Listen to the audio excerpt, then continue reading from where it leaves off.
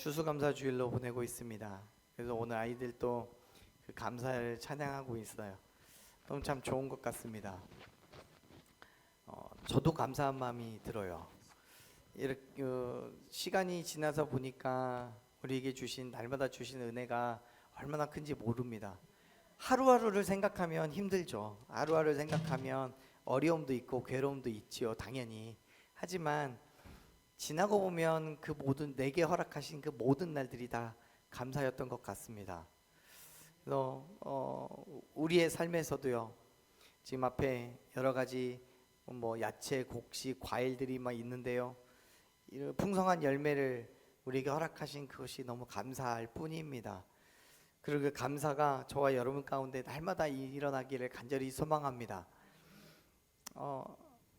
그 감사의 마음을 가득 품고 오늘 말씀 함께 나눠보려고 해요. 어느 책에서 본 얘기인데요, 어느 분이 환경이 굉장히 어려운 학생을 이렇게 도와줬대요. 매달 얼마씩 생활비를 보내줘서 공부하는 것, 생활하는 것에 도와줬대요. 당연히 그 학생은 자신의 그 부족함을 그냥 말없이 채워주는 그분이 너무 고마웠죠.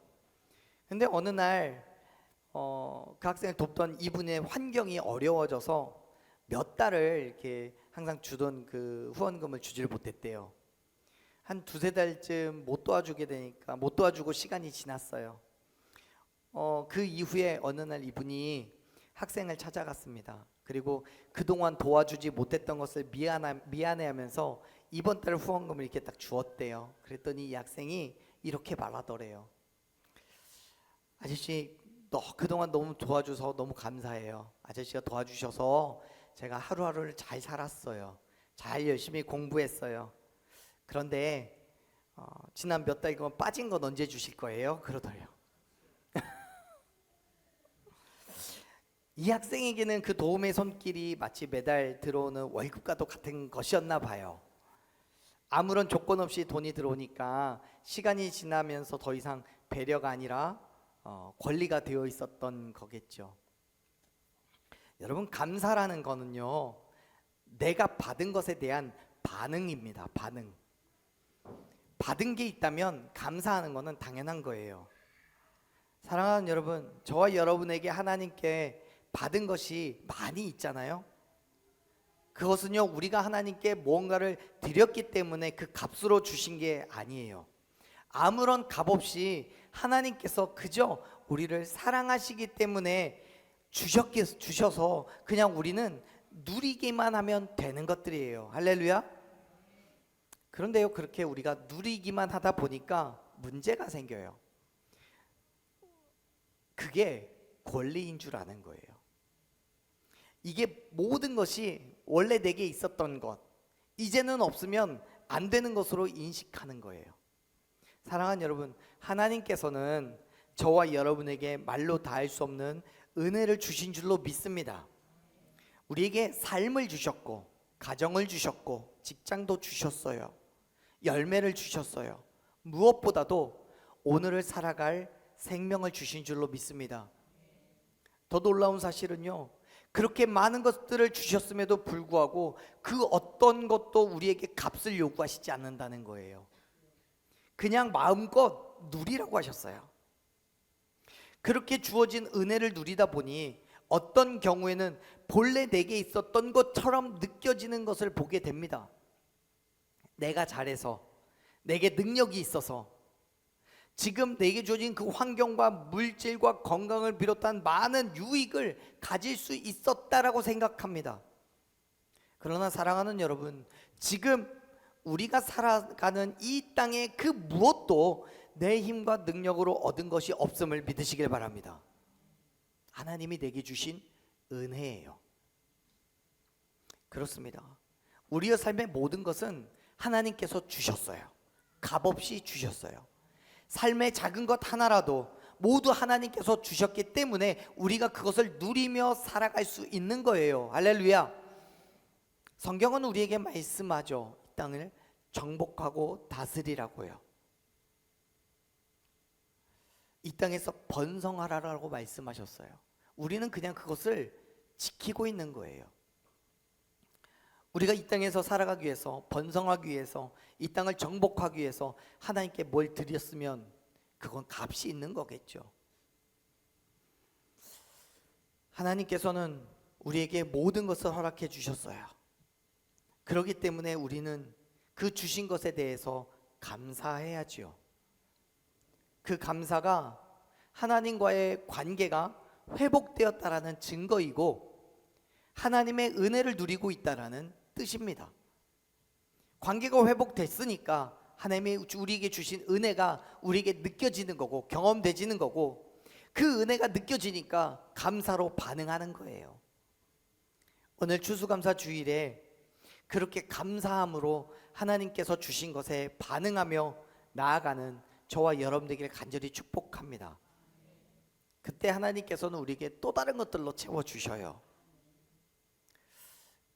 오늘 말씀 속에서 우리가 그 사실을 한번 확인해 보려고 합니다.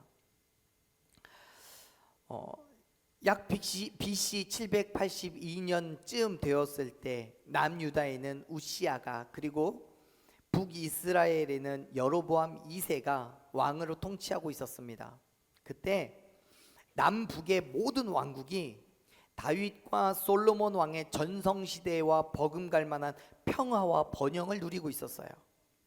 여로보암 2세는 북이스라엘을 군사적으로 위협하던 시리아 왕국을 다른 민족의 연합군에 의해서 멸망당하자 그 틈을 이용해서 이스라엘 왕국을 크게 부흥시켰어요.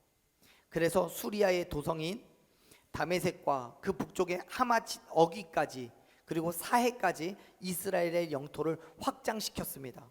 회복시켰어요. 그리고 무역로를 지배하면서 경제적으로도 엄청난 성장을 하게 됩니다. 이러한 정치적인 안정과 경제적인 부흥이 남유다에도 영향을 미치게 돼요. 그래서 북이스라엘의 외적인 번영과 경제적인 부유함은 오히려 이스라엘의 교만함과 종교적인 타락으로 이어지게 됩니다. 하나님께서 신명기 8장 11절 이후에 말씀하시는 것처럼 이스라엘 백성들은 그들의 배가 부르고 아름다운 집을 짓고 소와 양이 번성하고 모든 소유가 풍부하게 되자 어떤 결과가 일어나요? 하나님을 잃어버려요.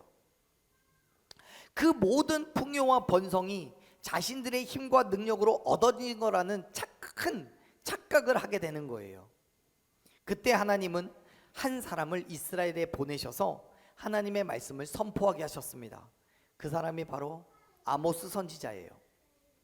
이 아모스 선지자는요, 교만하고 방종과 부패와 또 배교를 일삼은 북이스라엘을 향해서 하나님의 경고를 선포하면서 회개할 것을 강권하여 부르짖어요.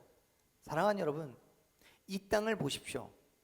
눈으로 보이는 모습은 너무나 행복해 보이고 풍요로움 넘쳐요. 전쟁도 없고 개인적으로는 아닐지 몰라도 국가적으로는 뭐 경제적인 어려움이 있다고 말하기가 조금 어려워요. 그러나 여러 매체를 통해서 사회 구석구석을 돌아보면 곳곳에서 교만하고 타락한 인간의 적나라한 본성이 드러나게 돼요. 부정과 부패가 있고요, 권력과 암투가 벌어집니다. 그 어느 때보다도 성적인 타락이 심각하고 우상 숭배는 더해만 가요. 하나님의 말씀을 잊어버려요. 오히려 하나님을 향한 경멸과 멸시가 넘쳐나요. 그야말로 죄악에 죄악이 더해진 세상이에요.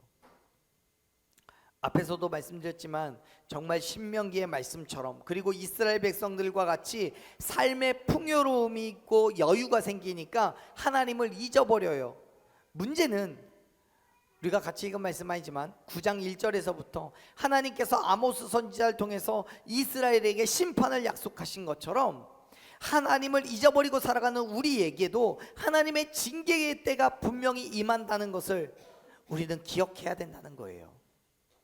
우리가 누리고 살아가는 이 모든 것이 내 능력으로 내 힘으로 얻은 것이 아닌데 하나님 앞에 감사하지 않고 마땅히 하나님을 향해야 될 영광을 가로채버리는 거예요. 내가 잘했다고요, 내 능력이라고요. 그러니까 하나님의 징계를 받을 수밖에 없는 거죠.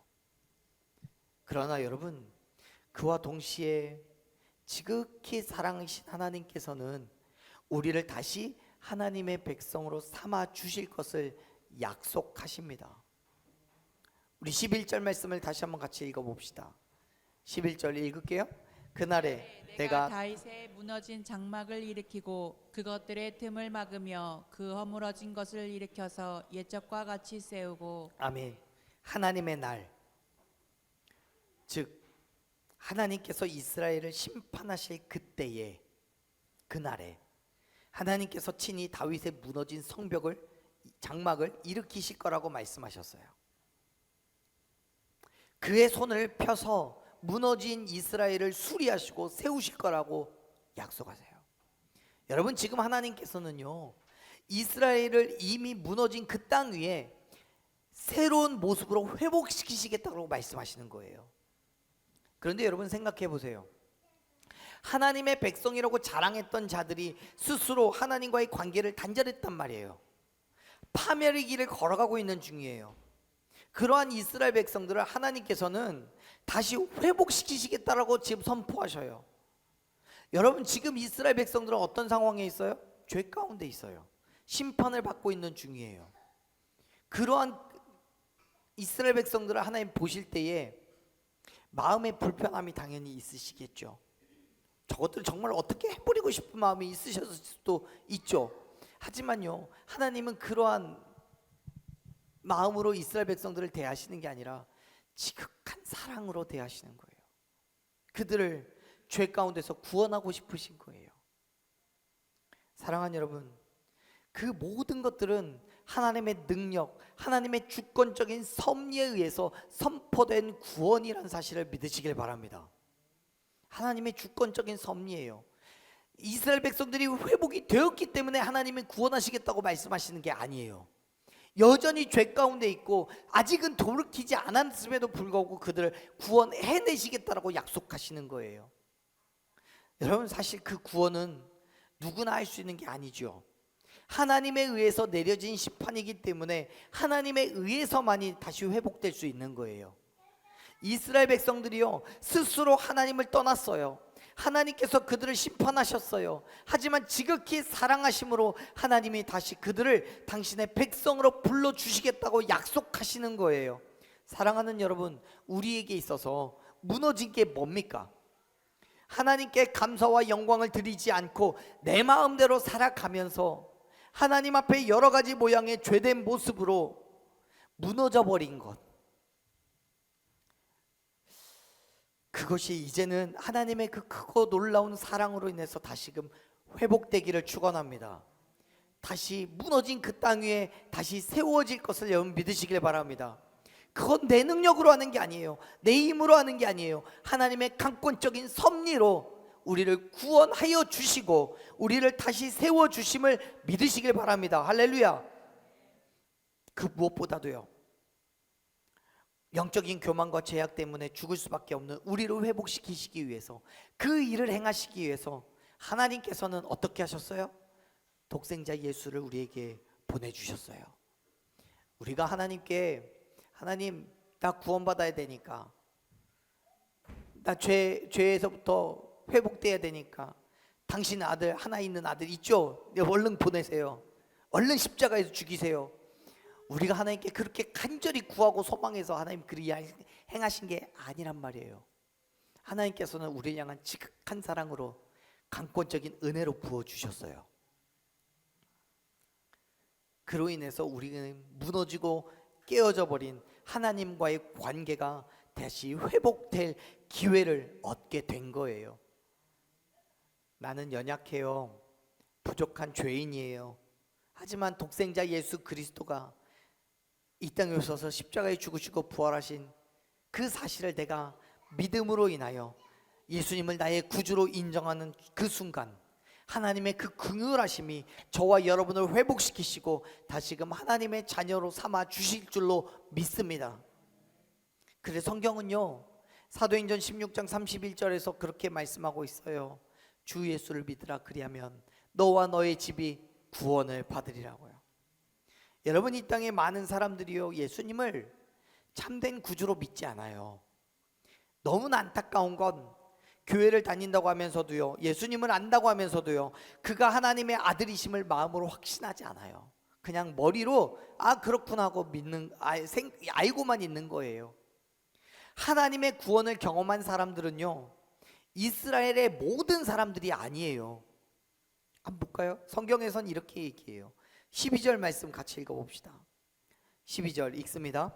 그들이 에돔의 남자와 내 이름으로 일컫는 만국을 기업으로 얻게 하리라. 이 일을 행하시는 여호와의 말씀이니라. 아멘. 하나님의 엄중한 심판 속에서도 구원을 받고 보호받는 사람들은요, 따로 있었어요. 심판과 구원의 구분점, 심판을 받냐 구원을 받냐라는 그 구분은 어디에 있냐면 이스라엘 백성이냐 이방 민족이냐가 아니에요. 남자냐 여자냐가 아니에요. 하나님을 뭐 10년 믿었냐 50년 믿었냐가 아니에요. 하나님의 말씀에 얼마나 순종하고 있느냐예요. 하나님의 그 구원하심 가운데 내가 얼마나 믿음으로 나아가느냐예요. 예수 그리스도의 죽으심과 부활하심을 내가 얼마나 믿고 그 믿음의 삶을 결단하고 살아가느냐에 있다는 거예요. 보세요. 지금 12절에서 하나님께서 말씀하신 에돔에 남은 자들 있잖아요. 이 에돔이 어디냐면 이방 민족들이에요. 그런데 그들의 조상이 누구냐면 에서예요. 에서 아시죠? 에서 친하세요? 에서 아시죠? 에서는 저를 알지 모르겠지만 전 알아요. 에서를. 이 사람은 야곱의 형이잖아요. 근데 이 에서는 어떤 사람이에요? 하나님을 안 알고 하나님을 믿었고 하나님을 배웠던 사람이지만 하나님의 품을 떠나서 오히려 이스라엘과 갈등을 겪었던 사람이에요. 그 민족이 그래요. 그런데 하나님께서는 그 에돔의 남은 자들 그리고 하나님의 이름을 부르는 만국을 기업으로 얻게 하시겠다라고 말씀하셔요. 무슨 뜻이냐면 앞에서 언급했듯이 하나님의 백성이 되는 것은 이방 민족이냐 이스라엘 백성이냐가 아니라 하나님을 부르는 자들이라는 거예요. 하나님을 떠난 사람들에게도 이스라엘 백성이냐 이방 민족이냐가 동일한 심판이 있고 반면 하나님을 신실하게 섬기며 남은 자들에게는 그들의 외적인 조건은 아무런 상관없이 구원을 허락하시겠다고 약속하시는 거예요. 여러분, 이 약속이 다른 누구보다도 저와 여러분에게 은혜가 되는 이유가 뭔지 아세요? 우리에게 은혜가 되는 이유요. 우리는요, 육적으로 볼 때 이스라엘 민족 아니잖아요. 그러면 이스라엘 사람들의 그 기준 속에서 우리는 구원받을 사람들이 아닌 거예요. 왜요? 유대인이 아니니까 혈통으로. 근데 하나님은 말씀하신 거예요. 에돔의 남은 자들이요. 그 이름을 일컫는 만국 기업이요. 여러분, 저와 여러분이 예수님의 그 죽으심과 부활하심을 믿음으로 하나님의 자녀가 된 그 순간 우리가 하나님을 간절히 부르며 만나길 소망할 때 하나님께서는 저와 여러분을 만나주시고 우리를 그의 백성으로 삼아주심을 믿으시길 바랍니다. 즉 성경에서 말씀하시는 것은 에돔뿐만 아니라 이스라엘과 모든 민족을 다 포함해서 얘기하시는 거예요. 내 이름을 부르면요. 사랑하는 여러분, 분명히 하나님은 성경에서 이스라엘 민족을 하나님의 백성으로 삼으셨어요. 하지만 하나님의 구원은 이스라엘 민족에게만 있는 게 아니에요. 또 이방 민족을 향한 하나님의 심판도 그들에게만 있는 게 아니에요. 하나님은 그를 믿는 모든 자들의 하나님 되심을 믿으시길 바랍니다. 히브리서 11장 6절을 보면요, 저자가 이렇게 얘기해요. 같이 읽어봅시다. 믿음이 없이는 하나님을 기쁘시게 하지 못하나니 하나님께 나아가는 자는 반드시 그가 계신 것과 또한 그가 자기를 찾는 자들에게 상 주시는 이심을 믿어야 할지니라. 아멘. 여러분, 이 말씀 가운데 이 말씀이 유대인들에게만 국한되어 있습니까? 아니면 이방인들에게만 국한되어 있습니까? 아니에요. 하나님을 믿는 모든 자들에게요. 하나님이 계신 것을 믿는 자들, 하나님을 찾는 자들을 하나님께서는 당신의 백성으로 삼으시고 즉 구원을 주시겠다고 선언하셨습니다. 할렐루야. 사랑하는 여러분, 하나님께서는 공의의 하나님이심과 동시에 사랑의 하나님이세요. 하나님의 회복은 누구나에게나 열려있는 보편적인 회복이에요. 문제는 하나님의 그 사랑하심을 우리가 믿어야 되는 거죠. 믿어야 돼요. 모든 믿는 자들에게 주시는 은혜인 거예요. 저와 여러분이 우리를 향한 하나님의 사랑하심을 믿고 주신 것에 감사할 때 하나님께서 이스라엘을 회복시켜 주신 것처럼 저와 여러분 또한 이 어려움 가운데, 이 고통과 괴로움 가운데 회복시키셔서 예수 그리스도 안에서 축복을 누리게 하실 줄로 믿습니다. 그것이 우리에게 주신 은혜예요. 유대인이 아닌, 이스라엘 민족이 아닌 우리에게도 하나님의 그 구원하심이 동일하게 주어졌다는 사실이 얼마나 큰 기쁨이냐고요. 얼마나 큰 감사냐고요. 여러분, 내가 하나님을 믿는다고, 교회 다닌다고, 성경을 본다고 자신하지 마세요. 나도 언제든지 무너질 수 있어요. 언제든지 하나님의 심판을 받을 수 있어요. 그렇기 때문에 끊임없이 내 자신을 하나님께 말씀 앞에 비추고 그 말씀을 거울 삼아서, 그 말씀을 빛 삼아서 그 가운데로 나아가야 함을 여러분 기억하시길 바랍니다. 그때 우리에겐 감사가 있는 거예요. 우리에게 주신 은혜가 있기 때문에 감사가 되는 거예요. 보세요. 하나님께서는 그에게 돌아온 자들을 축복하시겠다라고 말씀하셨어요. 우리 같이 읽었던 말씀 13절 14절 말씀을 같이 읽어봅시다. 읽습니다. 말씀이니라. 보라, 날이 이를지라. 그때에 파종하는 자가 곡식 추수하는 자의 뒤를 이으며 포도를 받는 자가 씨 뿌리는 자의 뒤를 이으며 산들은 다음 포도주를 흘리며 작은 산들은 녹으리라. 내가 내 백성 이스라엘이 사로잡힌 것을 돌이키리니 그들이 황폐한 성읍을 건축하여 거주하며 포도원들을 가꾸고 그 포도주를 마시며 가원들을 만들고 그 열매를 먹으리라. 아멘. 하나님의 축복하심은요, 우리가 상상할 수 있는 것 이상입니다.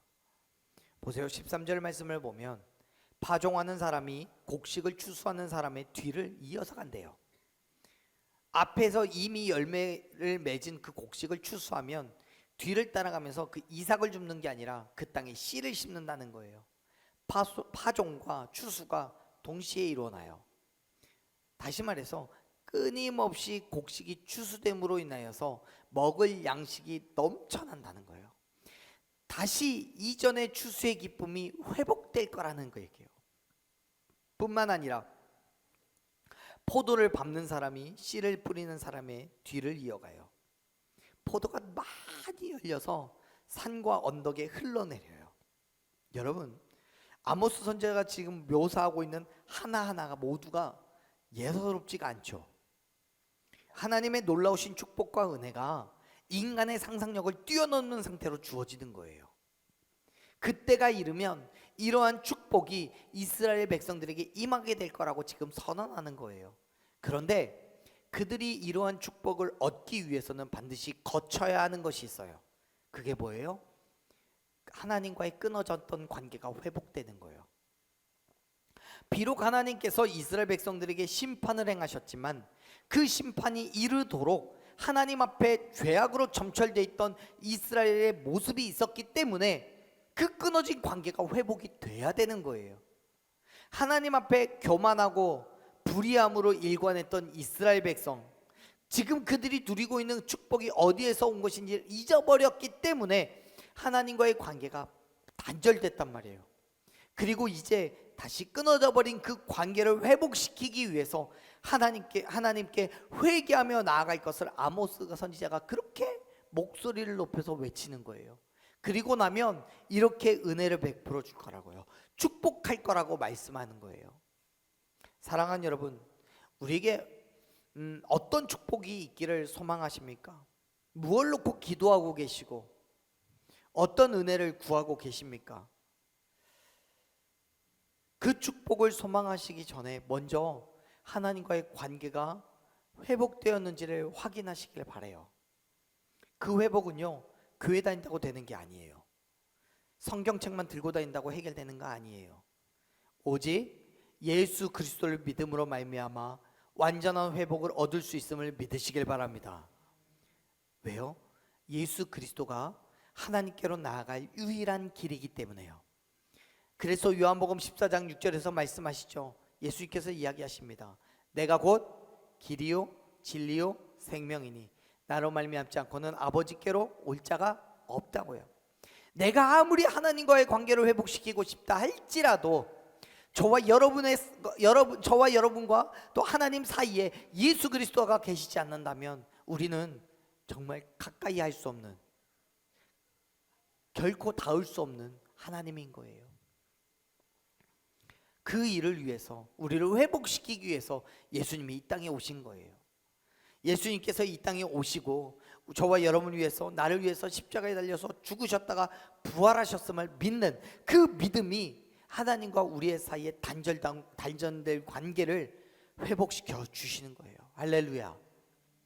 사랑하는 여러분, 하나님의 그 놀라운 축복을 누리기 위해서 하나님과의 관계가 회복되는 은혜를 누리시기를 축복합니다.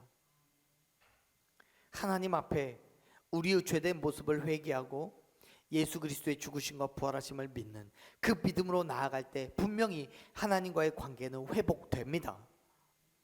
그때 우리는 하나님 안에서 참된 평안을 누리는 거예요. 그것이 하나님이 주시는 은혜입니다. 15절 말씀을 같이 읽어볼까요? 15절 같이 읽습니다. 내가 그들을 땅에 심으니 그들이 내가 준 땅에서 다시 뽑히지 아니하니라. 내 하나님 여호와의 말씀이니라. 아멘. 하나님이 무너뜨리시면 견딜 것이 없고 하나님께서 세우시면 넘어뜨릴 수 있는 것이 없습니다. 아멘. 하나님께서는 관계가 회복된 이스라엘을 다시 그 땅에 굳건함으로 세우시겠다라고 말씀하셔요. 15절에서 이야기하는 것처럼요, 그들을 그들의 땅에 심으리라고 말씀하셨고 그 땅에서 다시 뽑히지 않을 거라고 얘기하셔요. 인간적인 두려움과 염려는요, 내가 심겨진 그 땅에서 누군가 나를 뽑지 않을까 하는 염려예요. 내게 주어진, 내 손에 들려진 이것이 누군가 빼앗아가지 않을까 하는 염려인 거예요. 근데 그것을 다시는 뽑히지 아니할 거라고 지금 15절에서 말씀하잖아요. 내 손에 쥐어진 게 다시 빼앗기지 않을 거라는 약속인 거예요. 근데 그게 내게 힘이 있어서요? 능력이 있어서요? 아니요. 하나님께서 그 일을 행하신다라고 말씀하셔요. 이제는 누구도 해할 수 없는 하나님의 거룩한 나라로 만드시겠다는 선포인 거예요. 사랑하는 여러분, 우리는 하나님 안에 있어야 합니다.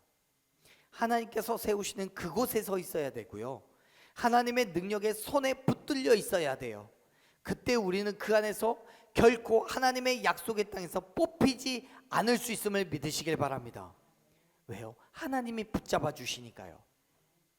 그렇기 때문에 여러분, 하나님을 의지하시길 바라요. 우리의 구원은 오직 하나님께만 있습니다. 할렐루야.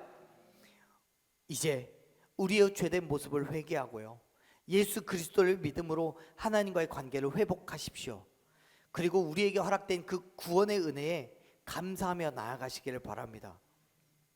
감사는 우리에게 주신 은혜에 대한 반응이에요. 우리는 세상의 유혹과 인간적인 연약함으로 인해서 하나님 앞에서 범죄하여 하나님의 뜻과는 상관없는 그런 삶을 살았기 때문에 하나님의 그 주도만 심판을 피할 수가 없습니다. 그러나 긍휼하신 하나님, 사랑이신 하나님께서는 예수 그리스도를 통하여서 하나님과 단절된 관계를 회복시킬 기회를 주셨어요. 나는 한 게 아무것도 없지만 그냥 주신 선물인 거예요. 그래서 은혜죠. 그 은혜가 저와 여러분에게 주어졌기 때문에 감사하시길 바랍니다.